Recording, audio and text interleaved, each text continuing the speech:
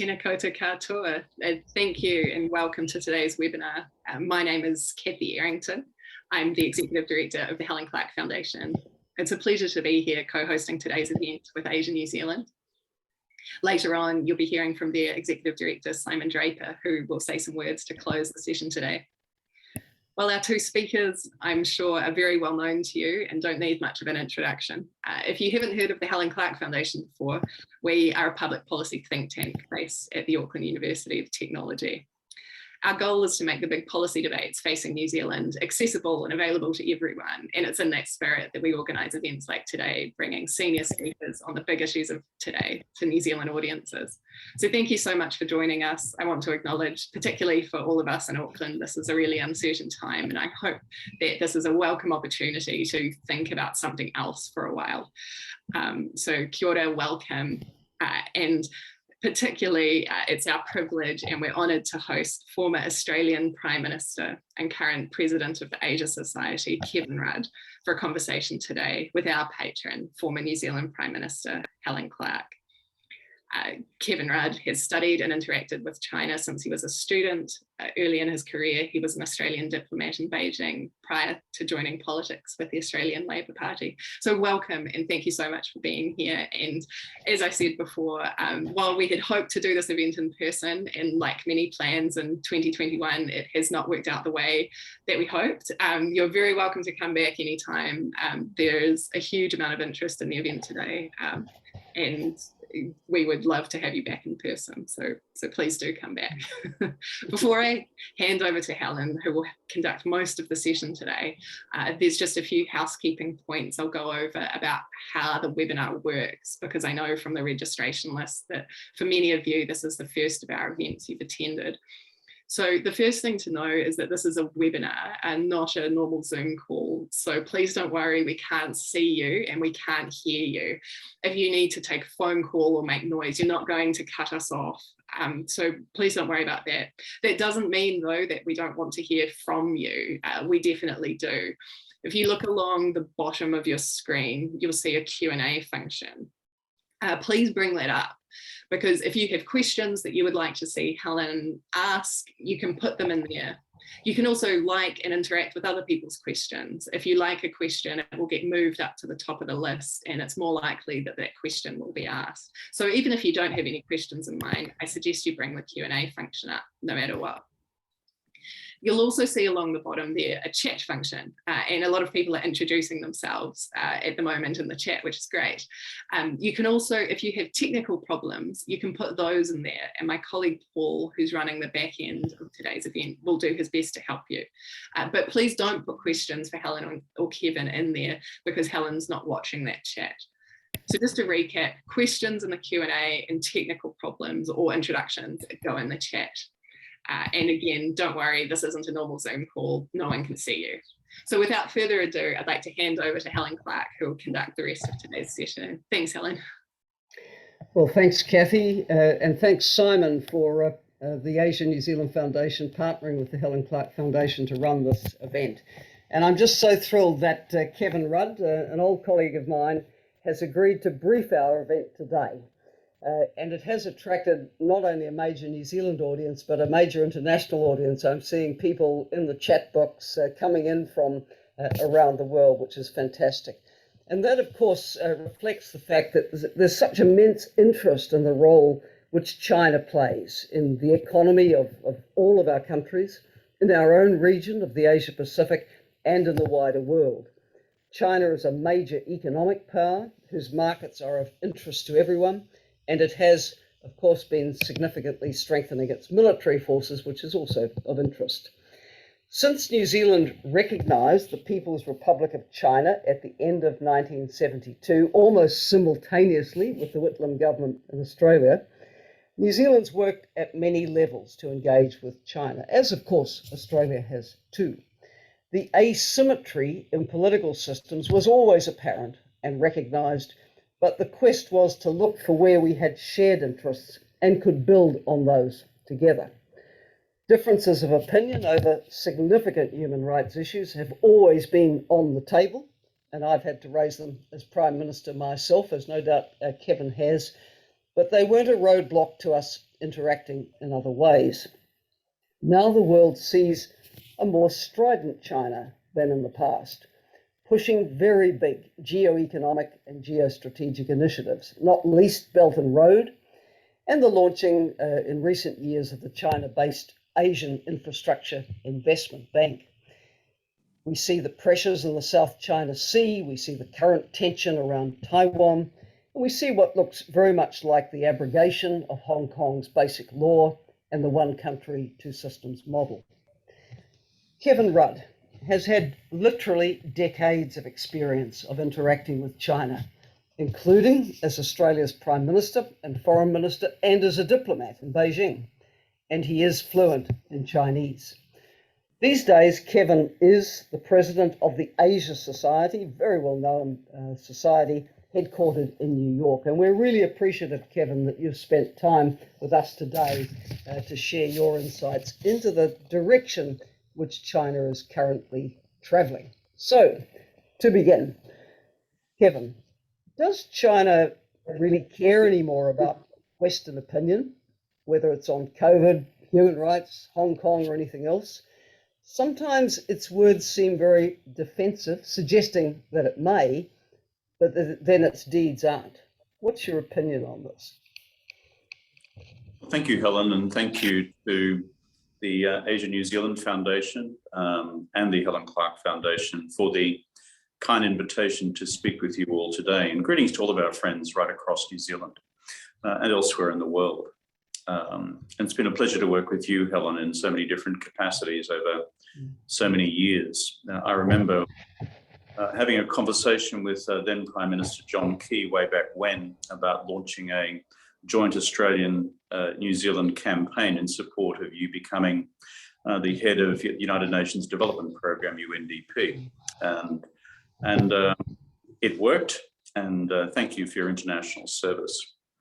And perhaps your New Zealand compatriots are unaware of the fact that the rest of us around the world have just voted to elect Helen as chair of the Global Leadership Foundation. It brings together 60 or 70 former heads of government, former foreign ministers, and former vice presidents from right around the world as it seeks to use second-track diplomacy to deal with critical challenges in our current period. And we're all wrestling together through the GLF with the challenge of Myanmar and the military coup. So Helen, full marks to you for securing the support of all of our colleagues from around the world, and full marks to New Zealand for producing an effective international statesperson. On your question, it does matter to the Chinese. And I don't say that casually, nor do I say it as a subjective Australian view. I say it because, as you correctly anticipated in your question, the fact that the Chinese system attaches so much effort to refuting any international challenge or national challenge to Chinese human rights practices, China's posture on COVID-19 inquiries, and more broadly, China's current practices in, for example, Hong Kong. It means that it's real. These things are read, considered, and responded to within the Chinese system. Perhaps the more important question for us to reflect on is why? Why are the Chinese sensitive to this? They're sensitive to it because it drills directly into the Chinese Communist Party's continued quest for political legitimacy within their own country. And therefore, that legitimacy, destroyed during the Cultural Revolution, rebuilt by Deng on the basis of 40 years of economic growth, but with Chinese living standards now rising, the inevitable call for greater personal freedoms and political freedoms within that country itself. So the Chinese Communist Party, a Marxist-Leninist party, is deeply conscious, therefore, of internal challenges to its legitimacy based on the continued enforcement of its concept of the rights of its citizenry and the duties of its citizenry. and therefore is always concerned about the intersection, Helen, of these two worlds. The rise of a domestic sentiment which says, hang on, why can't we have more freedoms ourselves? With an international critique which says into the Chinese system that against international human rights standards, that China is, in its current practices, adopting a radically different view to that which is entrenched in various international statutes. And I suppose my final point, Helen, would be in response to your question, the Chinese are deeply attuned to how to swat us away when we raise our independent national voices, particularly when these concerns are raised privately. They are most acutely concerned, however, when critique of Chinese international human rights practices or national human rights practices, and for example, its COVID policies, are brought into the focus of the established machinery of the United Nations system. Because the UN exists under international covenant and treaty, as you know, as a former senior UN official. And secondly, therefore, when the United Nations Human Rights Council in Geneva takes a view, for example, on Chinese human rights practices when measured against the Universal Declaration of 1948, this isn't the subjective view of a bunch of crazy far-right Republicans hanging out of a bar somewhere in Louisiana. This is the considered view of the international community as expressed through the HRC and its periodic reviews, the periodic country reviews.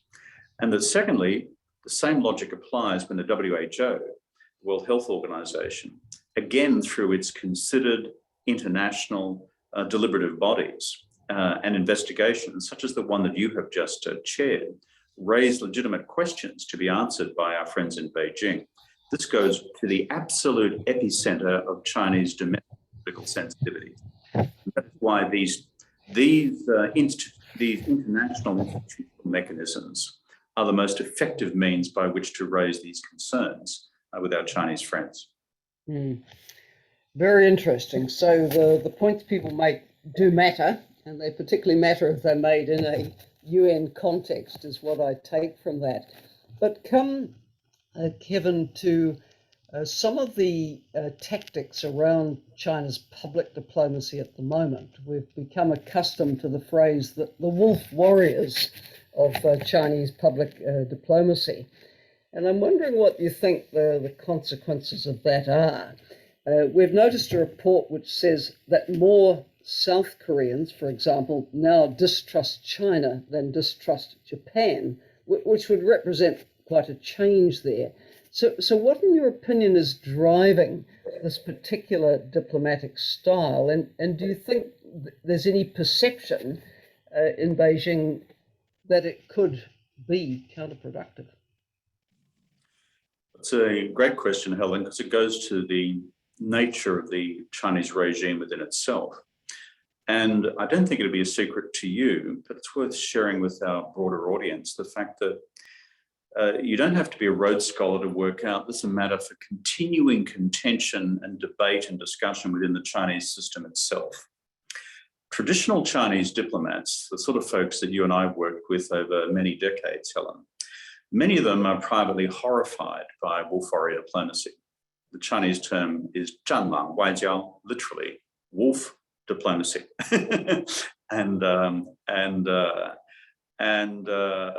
Because the traditional diplomats will ask themselves this question: to what extent is wolf warrior diplomacy actually advancing China's international interests or international understanding and response to China's broader foreign policy agenda? Or to what extent is it actually compounding the international reaction to China? This is the debate within the Chinese system, and you can see the ebb and flow of it over the last several years. So why do they do it?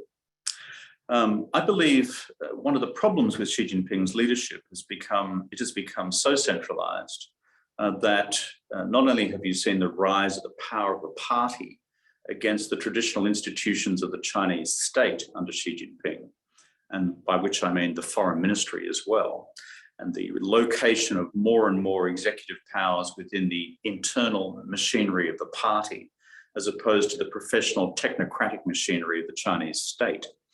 Within that, again, you have the rise of the power of Xi Jinping within the party. So when Xi Jinping then says to the Chinese body politic writ large, we are going to have an end to the Deng Xiaoping period of hide your strength, bide your time, never take the lead, and instead enter into a new period where China will make its mark in the world and not apologize for China's understanding of international and national values and the prosecution of Chinese interests. What happens is that others within the Chinese system see this as the party issuing this directive, and within it Xi Jinping issuing this directive, and the nature of the Chinese political system, an authoritarian Marxist-Leninist system, is that you don't get brownie points for under-interpreting the wishes of the leader, you get brownie points for over-interpreting the wishes of the leader. And so therefore, Chinese diplomats around the world, as you've seen and I've seen, have been encouraged to launch onto social media platforms which, by the way, are not available in a similar manner within China itself, and to launch all sorts of manner of attacks on various statements by governments around the world, which Beijing disapproves of. So what's the prognosis? I think the debate is still live. I think wolf-warrior diplomacy will continue in one form or another through until the 20th Party Congress, which will determine Xi Jinping's re-elect in November of next year. And beyond that, I think it's an open question as to whether there might be a reconsolidation of China's diplomatic interests around a more, as it were, professional diplomatic elite. But I have that as an open question. For the next 12 months, though, I think we should all continue to fasten our seatbelts. It'll be a rocky road. Yes, and definitely we should keep that November next year date in mind for the smoke signals coming from the proverbial chimney, as it were. China's been seen to be on an upward path for decades, but now clearly the economy has slowed. Haven't all our economies slowed? There's been the very severe demographic challenges which came out of pursuing the one-child family policy for so long, and the scale of environmental degradation is large. So observers are having second thoughts about this continuously upward trajectory. In your opinion, Kevin, will China be able to triumph over these obstacles as well? Does its sheer size give it a buffer in tackling these kinds of challenges? You're right, Helen, it does give China a buffer. But all of us, whether it's New Zealand, Australia, United States, or China, we are ultimately captured by three drivers of long-term economic growth. In this country, we call them the three Ps, which is population, participation, and productivity. And if you look at China's population growth, depending on which demographer you believe, it may have actually peaked in 2020, but it's certainly likely to peak in the decade ahead. On workforce participation, that is the actual size of the Chinese workforce, and within that, again, it's effective participation rates. The size of the Chinese workforce actually peaked way back in 2014. And so this is a significant, as it were, headwind against long-term economic growth. That's the long-term product, by the way, in both cases of the one-child family. And despite recent radical changes in Chinese policy, effectively removing limits on the number of kids you can have, most Chinese working families are simply saying, too expensive, can't do it. And the birth rate has barely adjusted one bit since these policy adjustments have been brought in over the last several years to the one-child policy. So that brings us back to the third driver of long-term growth, which is productivity growth. Now, productivity growth, as we know from our countries, Helen, there is low-hanging fruit and there's more difficult fruit to harvest. And the low-hanging fruit often occurs when you move from agriculture to manufacturing, to advanced manufacturing, and basically your labour force productivity rate will improve, and as a consequence, your total factor productivity rate will improve as well. But you get to a point where those processes reach, I would say, levels of natural exhaustion. And to drive productivity further, you really need it to be innovation-driven through a vibrant private sector, a vibrant and innovative private sector. And this brings us into what I think is the central challenge facing China's long-term growth trajectory now, which is what's happening to its private sector. Under Xi Jinping, I said before that we see the rise of the party over the state and the rise of Xi Jinping within the party. But it's a broader economic policy trend line as well, which is the rise of the Chinese party state against the market, the rise of rebirth of state-owned enterprises against the private sector. And you can trace this across a number of policy instruments adopted under Xi Jinping, really since the 19th Party Congress in October of 2017. You see it with his concepts of, let's call it the dual economy model. You see it with his concepts outlined as the new development concept. You see it with his approach now to the doctrine of common prosperity and the crackdown on, shall we say, billionaires' excess. As good social democrats, Helen, you and I can sympathise with greater and more equitable income distribution. But what I'm making is more of a macro policy point here about the impact on private sector business confidence, which is if you begin to see the public sector, the state-owned sector, increasingly preferenced over the private sector, greater constraints on the private sector, greater forced mergers by state-owned enterprises in a so-called mixed economy model with historically private firms, and you see the establishment now of party committees within all private firms, then you begin to have an effect on, let's call it, China's rambunctious, natural entrepreneurial culture, which we've witnessed explode over the last 30 years, begin to, as it were, get knocked around a bit. So, net outcome, population, workforce participation, productivity, these three are starting to trend somewhat negative. But the buffer, as you said, is the sheer scale of this 1,000-pound economic gorilla in the front living room, which is already the largest trading country in the world, second largest destination for foreign direct investment now, and the second largest economy in terms of GDP measured at market exchange rates. Does that still give it sufficient buffer to roll on for quite a number of years yet? Probably. But this is such a deep re-engineering of the historically successful Chinese domestic economic development model. There are now real questions about its sustainability if this current set of policy settings put in place since 2017 continue unarrested. Thank you. Very, very interesting. Now, coming down to Australasia, Australia you has guys in never, recent... by the way. So it's Australia and New Zealand. Let me correct you. We don't use Australia and New Zealand. you told me years ago when we were both prime ministers never to use the term, so I've never. Oh, well, I've got more benign.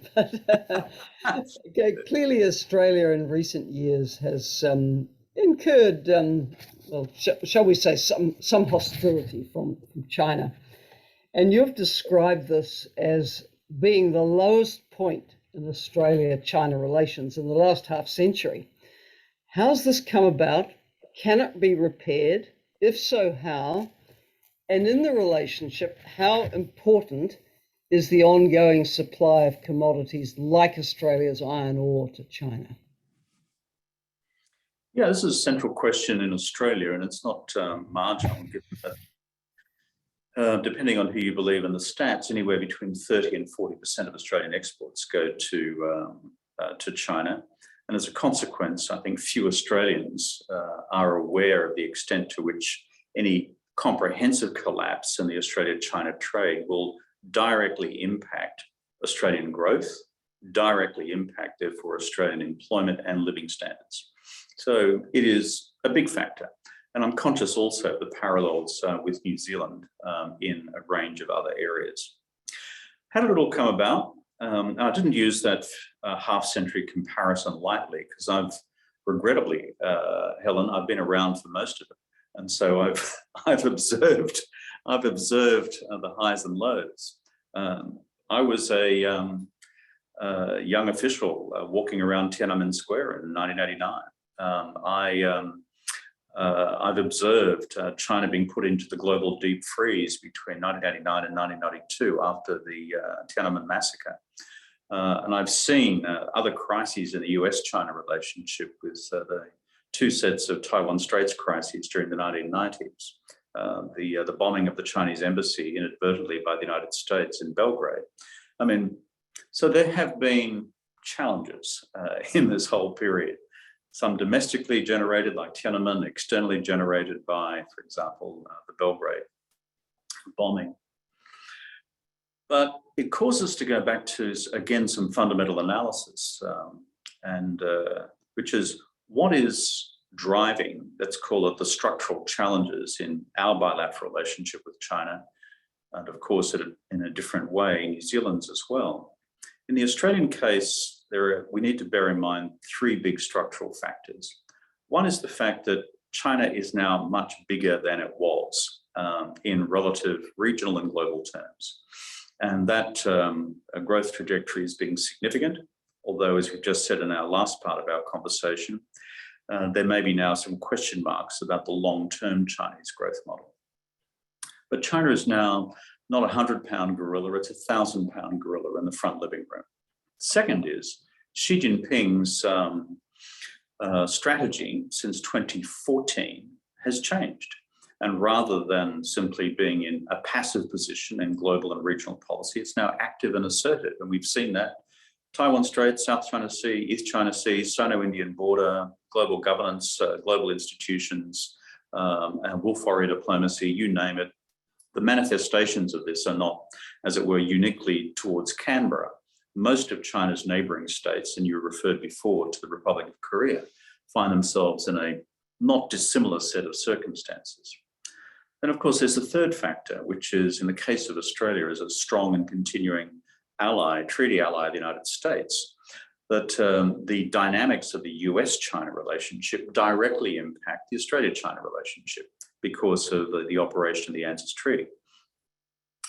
But there's a fourth factor, and that's what I describe as the Australian domestic political factors which get thrown at this. And this is where I think the current Conservative government of Australia has taken what is already a difficult set of structural challenges to the Australia-China relationship, as I've just described, and then, as it were, thrown petrol on the fire through its rolling use of inflammatory political rhetoric aimed in part at simply cultivating a voter response and more hardline voter base within Australia itself, focused against communist China. I am not advocating that Australia, under any circumstances or under a Labor government, mine or a successor Labor government, should remain somehow silent in response to what China does and says. But there is a difference between what I describe as being robust in what we stand for and being egregious in the type of inflammatory political rhetoric, which Morrison and the Defence Minister Dutton in particular hurl at the Chinese on a regular basis, almost, in my judgment, hoping that there will be an incendiary response. Then you add to that the admixture of wolf warrior diplomacy, and then these things compound a bit like a rolling chemical experiment in phosphorus on water. And it buzzes around the place and creates additional levels of apparent friction and sometimes real friction. That's where I'm critical, frankly, of the Australian government, taking what is a real problem and challenge for all of us, and then, as it were, turbocharging the degree of difficulty by the manner in which it conducts its public megaphone diplomacy, as opposed to being substantively interested and engaged in the management of this complexity in what I would describe as a more sophisticated diplomacy. Thank you. Now, coming to the catastrophe, which we've seen play out on our TV screens in Afghanistan, and also the catastrophe in Myanmar since the coup there on the 1st of February. Both countries are on China's border. What do you think, Kevin, are the implications for China of chaos in each country? And how do you think it will address the two respective situations? Does it see advantage for China in developments there, which have seen the West relegated? Or is China concerned about spillover impacts, which would affect its own neighbouring regions? I think it's always important when we look at China's behaviour to analytically begin to understand the Chinese world. That is where these countries, for example, that you just mentioned, fit within their overall worldview and, if you like, their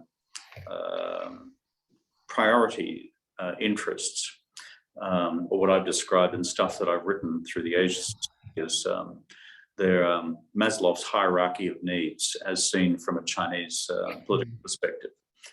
And when you look at what the Chinese describe as neighbouring states, Chinese term is 周边国家. It has its own category within China's international relations framework. And really it is right up there as a core category of national security concern. China has 14 neighbouring states, the largest number of any country in the world apart from the Russian Federation, which also has 14. And so therefore, this has always been a central Chinese concern to manage their relationships with those 14 in a manner which makes those relationships benign and, over time, if they can get away with it, compliant. So go to Afghanistan. The central concern with Afghanistan, of course, is any potential spillover effect in terms of militant Islamism into Xinjiang, China's northwestern so-called autonomous region. And they are particularly concerned about the local independentist movement within Xinjiang. They're concerned in terms of support for that movement from across the broader Islamic, but in particular the Turkic Islamic world. And therefore, they will be concerned about any future support for that movement, either on the part of the Taliban or on the part of Al-Qaeda. So therefore, whereas the Chinese have been jubilant publicly and privately about the United States' withdrawal from Afghanistan and the ignominious manner in which that was conducted, and I use my term carefully there, ignominious, privately, the Chinese system is deeply concerned about this spillover effect. And you would have seen the early visit by the Taliban representative in Beijing and meeting with Foreign Minister Wang Yi several weeks before the collapse in Kabul. Though I'm not formally briefed on the content of it, I would conclude that that was about a very simple core proposition. Do not mess with us in China under any circumstances. Do not mess with Xinjiang. And this border between China and Afghanistan, although a very narrow corridor, it shall be sacrosanct. What's my prediction about that? I think the Taliban have an acute sense of the need to survive. I do not believe their sense of solidarity will extend to Xinjiang. But Al-Qaeda operating in Afghanistan, if it gains another foothold, could well be a separate thing. So therefore, that is one which the Chinese system will be acutely conscious of. On Myanmar, it's, as you know, Helen, through your own extensive work in that country, through UNDP, it's a radically different set of circumstances. But whereas the Chinese had thought that they would face a major strategic setback when Aung San Suu Kyi first came to power, the truth is, over the last 5 years, the injection of Chinese economic diplomacy and political diplomacy with Aung San Suu Kyi again going back to her becoming the senior minister in Naypyidaw, indicated a high level of Chinese pragmatism of the type that we saw with China's embrace of the Taliban before the fall in Kabul. And so the Chinese were taken aback, frankly, by the military coup. They may have had some short prior notice.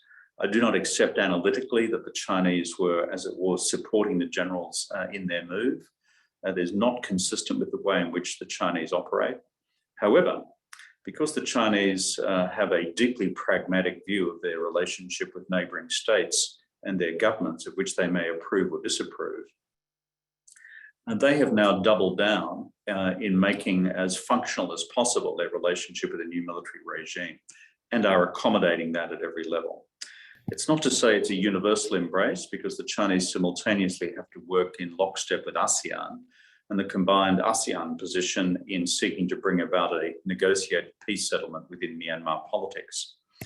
But if I was to be a betting man, a bit like with the Afghans, despite the different strategic circumstances, it'll be maximise your investment with both these regimes. Secondly, we don't know how long they will last. And thirdly, if they get replaced, we'll deal with the next regime.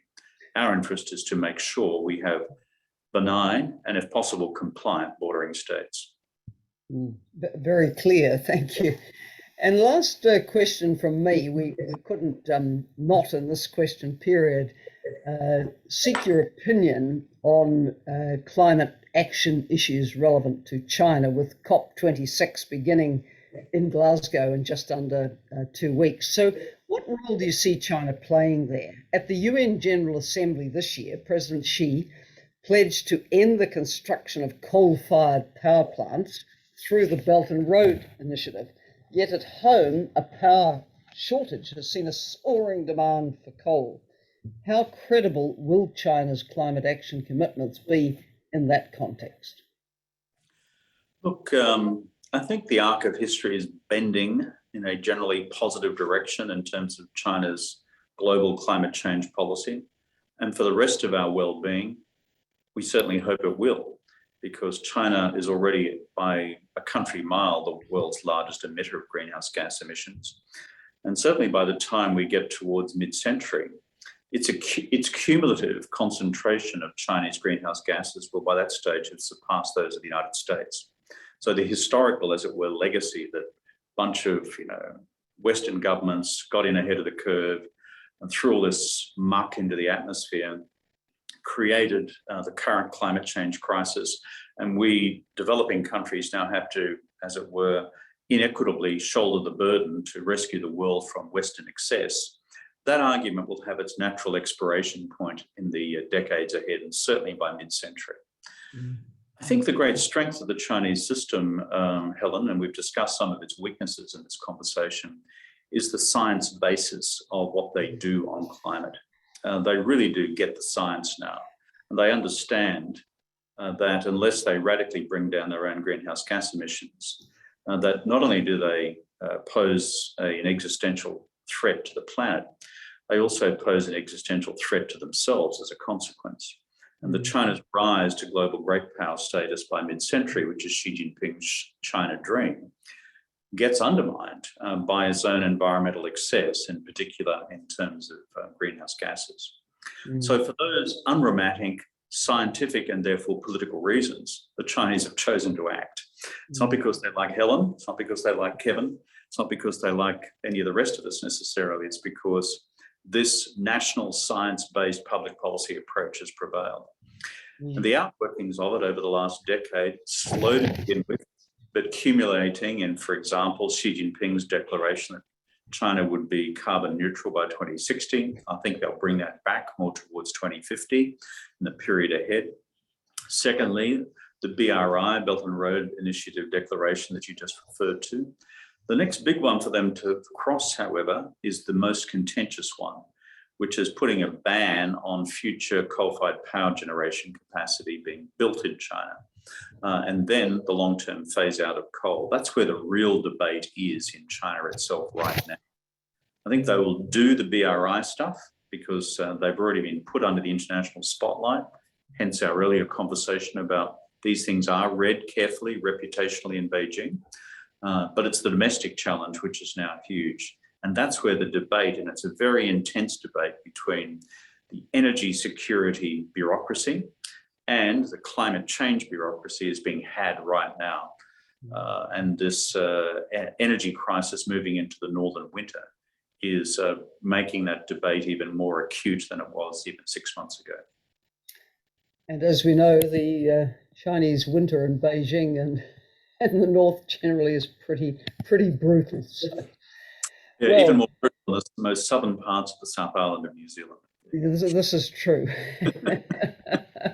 And without the charm of the mountains. You got that. Well, wonderful responses, Kevin, to that set of questions. And we have amazing questions in the comment box, which I'll come to immediately. Fran O'Sullivan, the most senior business journalist at the New Zealand Herald, asks, New Zealand's mediation between the US and China has been described by a senior official as being like an anvil between two hammers. Thoughts from you as to what we can expect from these two superpowers at next month's APEC leaders meeting? Any suggestions you have for Prime Minister Jacinda Ardern? Well, one thing I've learnt, Helen, is never provide your current prime ministerial colleagues with public advice, because my observation of Prime Minister Ardern is that she doesn't need a whole bunch of external public advice. She's a highly competent leader.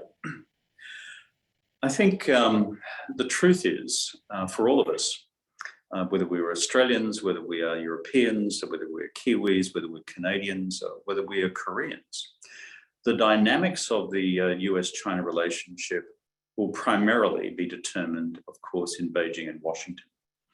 And there is a massive internal review of America's national strategy towards China underway at present, which I think will come to its own natural conclusion in the weeks or immediate months ahead.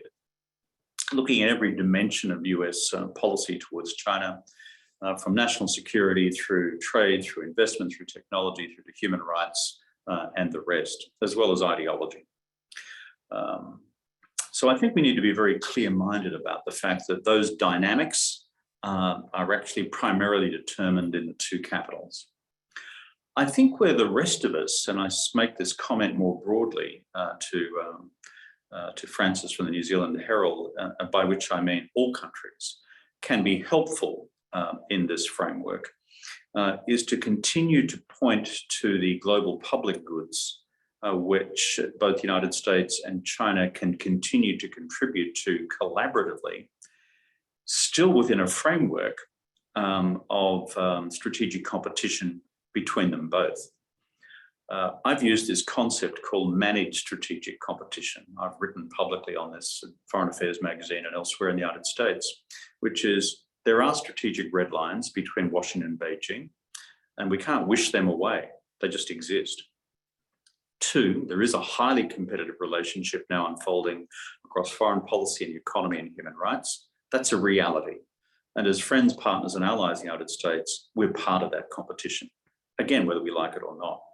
But thirdly, a mature relationship should be one which accommodates a third pillar, which is continued collaboration around global public goods, climate action, and as you know full well, given your most recent inquiry, the next pandemic or the next major mutation of the current virus.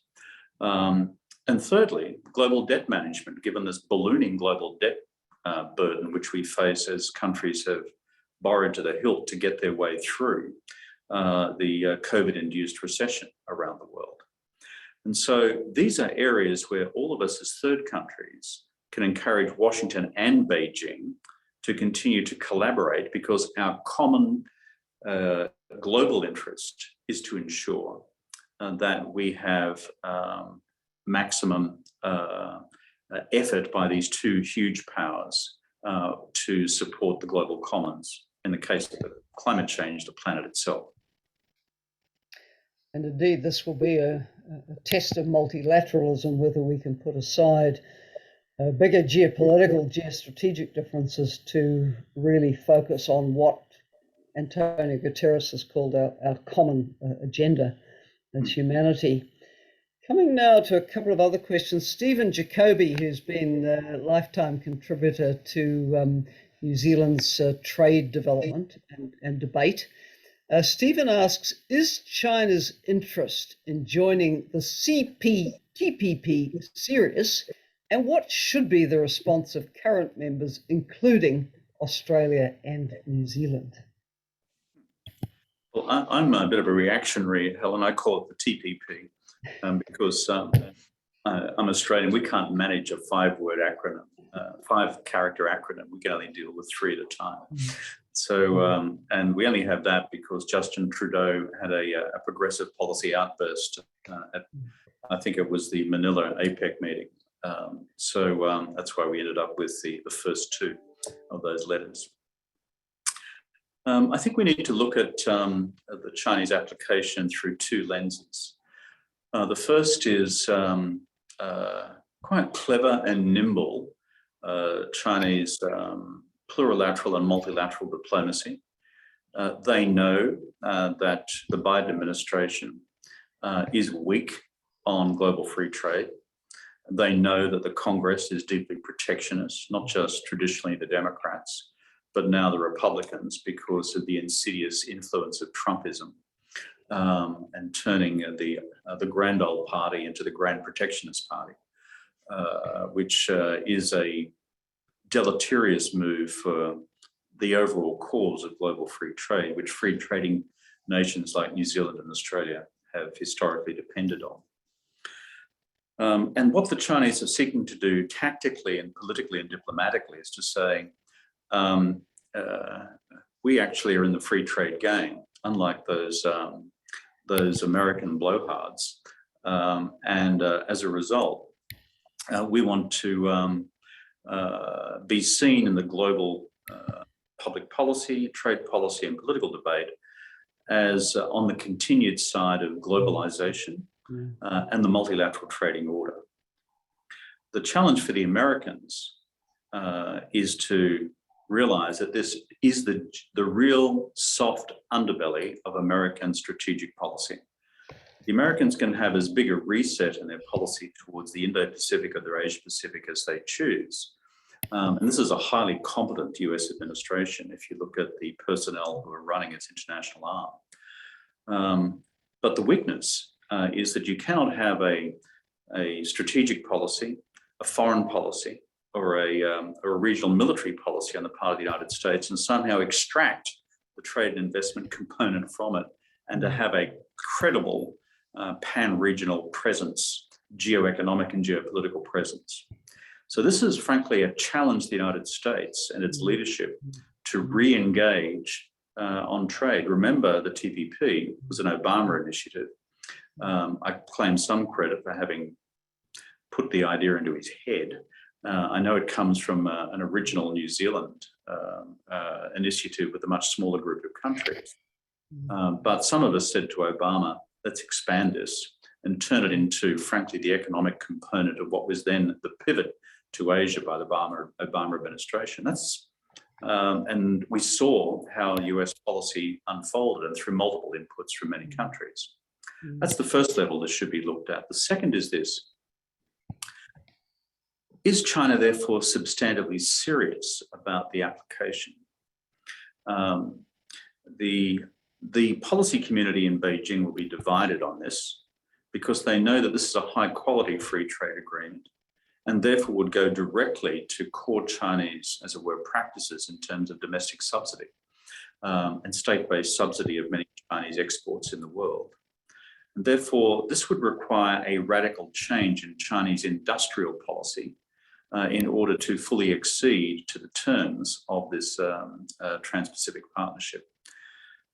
Therefore, I think what we should all do, including Australia, New Zealand, and the rest of us, is maintain an open mind on China's actual credentials. That is, China's actual predisposition to radically alter its own domestic subsidy arrangements.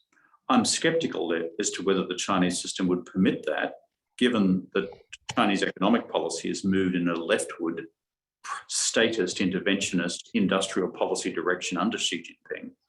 But I think we should, as it were, call China's bluff and say, if you're serious about this, let's see what policies you would change to meet this high quality standard represented by the TPP, as opposed to the low quality standard represented by the RCEP arrangement, which we've all signed on to recently.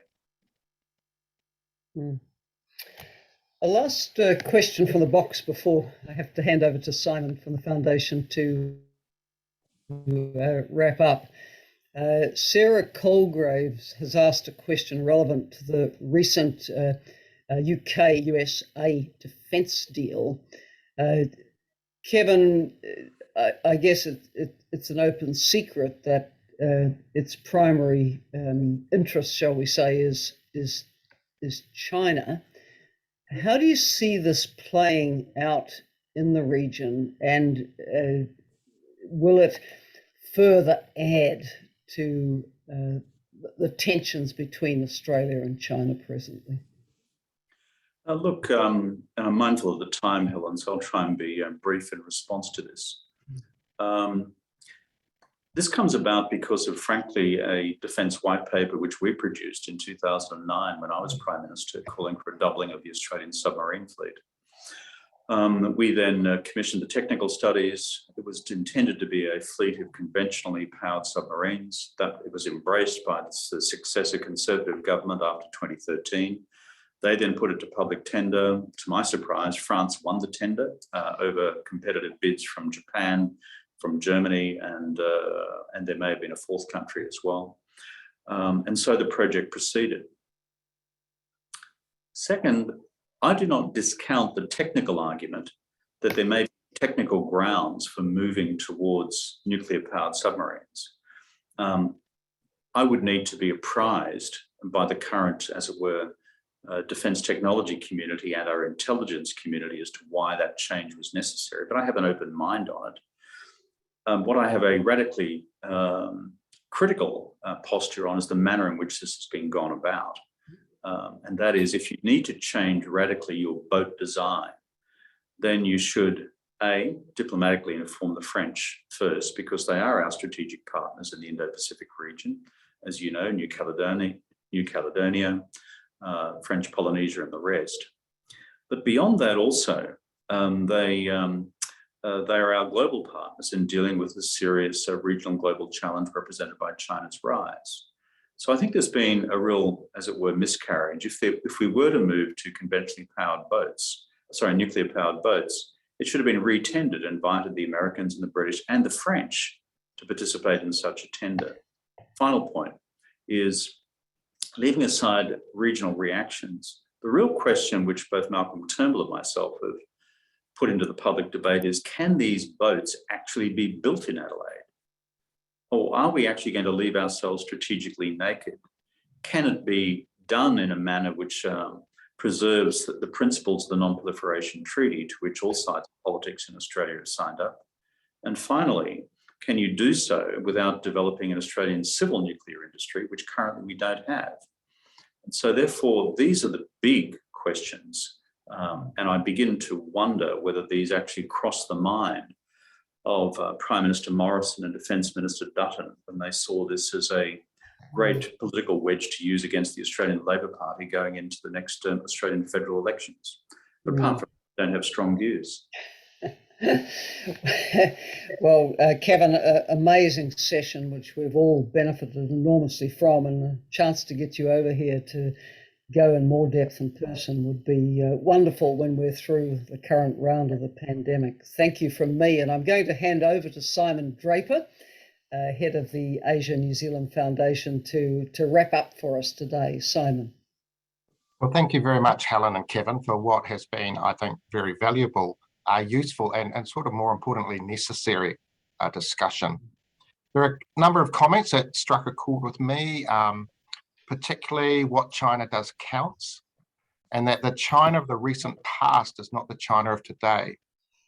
And that's going to have real consequences for us in the global community. Another takeaway for me is that it's a really important time for calm heads. It doesn't serve any of us to fuel the fire. And I think this is a message as much for the CCP as it is for Western governments. And as alluded to by both of you, there's some good international architecture for engagement that already exists, and we should be using it. It's abundantly clear that no matter which way we look at it, China is going to play an even greater role in our collective future, politically, socially, environmentally, economically, and in our security space. And, you know, personally, I always find it very useful to hear Australian experience from thoughtful and knowledgeable speakers. What we know from the New Zealand side is from research the Foundation has conducted, is that for the first time, New Zealanders, over 24 years of surveys, more New Zealanders now see China as a threat than a friend. A key data point, though, is that when we ask New Zealanders, should we continue to engage with China? The answer is yes. Ultimately, though, no one's under any illusion that we or Australia have full control of that relationship. And as Australia and others have discovered, it's the actions of China or behaviour of China itself that can play a really important role. So on behalf of Asia New Zealand Foundation, the Helen Clark Foundation, first of all, our thanks to Kevin Rudd, our chief guest, and also thank you to your wife, Therese, for delaying your departure for a day to participate in this. Thank you very much, Kevin. Helen, as always, lovely to see you, and thanks for so skillfully facilitating today's discussion. To our audience, thank you for participating. My own view is that grown-up discussions about China and New Zealand are too rare, and so to have you listening today is very helpful. Look forward to doing this all in person in the near future. With that, our webinar is concluded. Thank you all. Thanks very much.